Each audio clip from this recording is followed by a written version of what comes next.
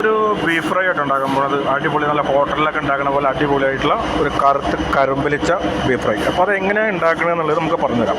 ഇപ്പോൾ വീട്ടിലുണ്ടായി കഴിഞ്ഞാൽ എങ്ങനെ വന്നാലും കറുക്കില്ല, പക്ഷേ അത് എങ്ങനെ കറുപ്പിക്കുക എന്നുള്ളതാണ് നമ്മളൊന്ന് പഠിപ്പിച്ചു തരുന്നത്. ഓക്കെ, അപ്പോൾ ഇത് ബീഫ്, ഇതൊരു പകുതി വേവിച്ച ബീഫ് കേട്ടോ, ഫുള്ളായിട്ട് വെന്തിട്ടില്ല.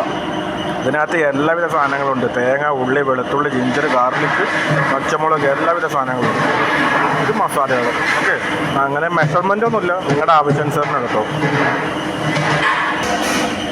നമ്മൾ ചട്ടിയിലേക്ക് ഇടാൻ പോകട്ടോ. ഇത്ര ഓയിലുണ്ട്, മാക്സിമം കൂടുതൽ ഓയിൽ ഒഴിക്കണം.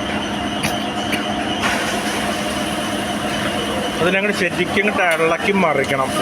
ഓക്കെ, ഇത് കുക്കായിട്ടില്ല കേട്ടോ, ബീഫ് പകുതി കുക്കായതാണ്. ഞാൻ മാക്സിമം 2 മിനിറ്റ് കൊണ്ടുള്ള കുക്കിംഗ് പ്രൊസീജിയർ കേട്ടോ കാണിക്കുന്നത്. അതായത് 2 മിനിറ്റ് കൊണ്ട് ബീഫ് ഫ്രൈ എങ്ങനെ ഉണ്ടാക്കാം. അത് നിങ്ങൾ വീട്ടിലുണ്ടായി കഴിഞ്ഞാൽ 2 മിനിറ്റ് കൊണ്ടാവില്ല, മാക്സിമം 25 മിനിറ്റും കിടക്കും. അപ്പോൾ ഇത് നമുക്ക് ഏകദേശം പകുതി മുക്കാലോളം വേവിച്ച്, അപ്പോൾ ഇതിനകത്ത് നമുക്ക് കറുപ്പ് നിറം കിട്ടാനായിട്ട് കുറച്ച് സോയ സോസ് ചേർക്കുന്നുണ്ട് കേട്ടോ. എല്ലാ ഹോട്ടലിലും ചേർക്കാറുണ്ട്, വെളുത്തുള്ളിയും എന്ത് വേണ്ട എല്ലാവിധ സാധനങ്ങളും ഇടുക കേട്ടോ. ഇത് വീണ്ടും അങ്ങോട്ട് ഇളക്കി മറിക്കുക. അപ്പോൾ നമ്മുടെ ആ ബീഫ് ഏകദേശം കരിങ്കുട്ടനായി പോലെ ഉണ്ട്. അപ്പോൾ ഏകദേശം ഇങ്ങനെ നമ്മൾ നേരത്തെ കാണിച്ച മസാലകൾ മൊത്തം ഇതിനകത്ത് ആഡ് ചെയ്യണം കേട്ടോ. കറിവേപ്പിലയൊക്കെ ഉണ്ട്, പെരുംജീരകം ഉണ്ട്.